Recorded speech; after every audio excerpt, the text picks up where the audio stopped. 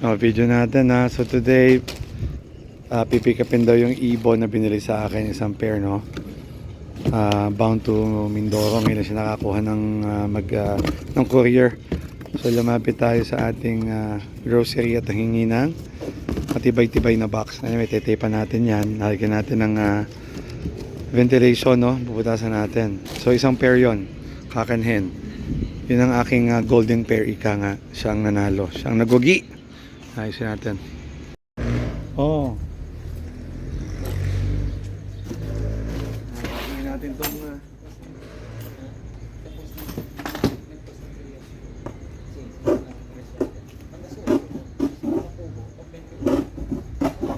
ilan ang anim? Ilan na nagpakusay sa kubo?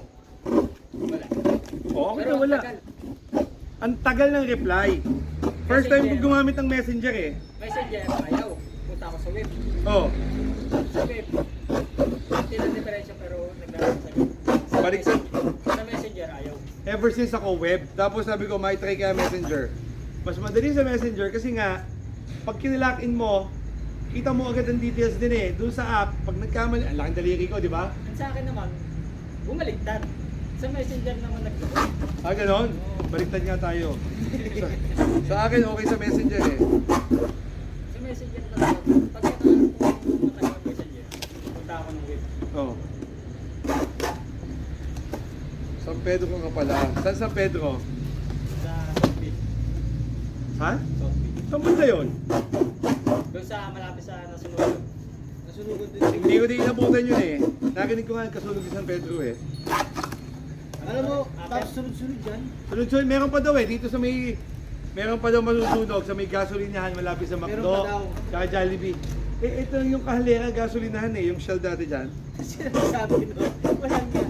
May nagpe-predict daw eh. Sabi nga nila, manakawang ka na, huwag lang masunugan. Bawal na. Ang tagal din nung kagabi, pinamahag yung boss eh. Hindi lang makapag-comment. Ang dami na. Hindi lang makapag-comment. Alam mo yun, habang pinapanood ko, sabi ko matama. Sana nakawan na lang kayo. Oo. Di ba rin ang ganun? Oo. Eh, simut yan. Sino? Simut talaga. Pag tinali ka ng apoy, Oo. buti. Magandang, flooring. Kaya nga, o kuya. Siguro naman, hindi na mamamatay ang ibon dito ha. Tagusan Quality na yan. Pero lagyan pa din natin ng konting butas dito. Mahirap na dahil may napanood ako. Nakabenta siya worth parang 50,000 worth ng ibon. Si ano? Tumigil na, di ba? Nag-post stop na siya. Naka-open yun. Alam mo, patay ang ibon lahat. Kasi nga, ang ginawa niyang butas, triangle lang. Tapos Maraming ibon. Ito, dalawa lang ang laman nito. So ito, likely, Oo. maganda sa ibon. Tape-tapean ko to, isilikod ko ng tape. Yung kanya, ganito lang ginawa niya, di ba? Tapos tinusok lang niyang ganyan. Which is, Wala. hindi pa rin maganda.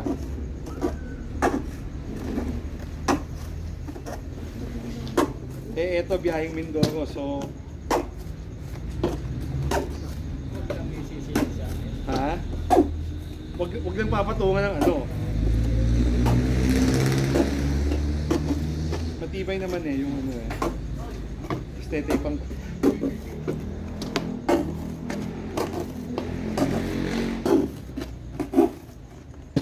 Mabilit lang naman ang biyahe noon.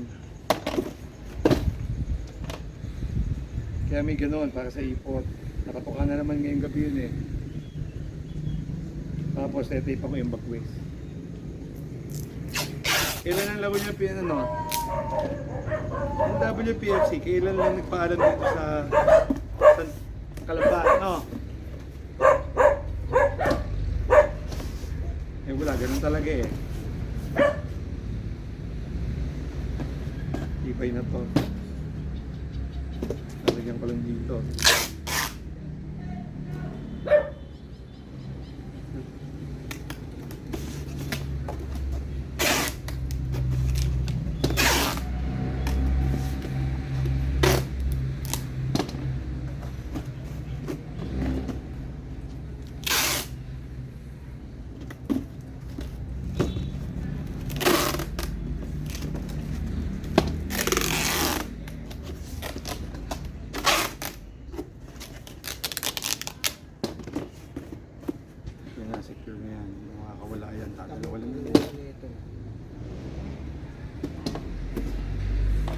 magtanong si Mau. Kasi nainis na eh. Oh, that's it ha. Tapos eto, lalagyan na lang natin to.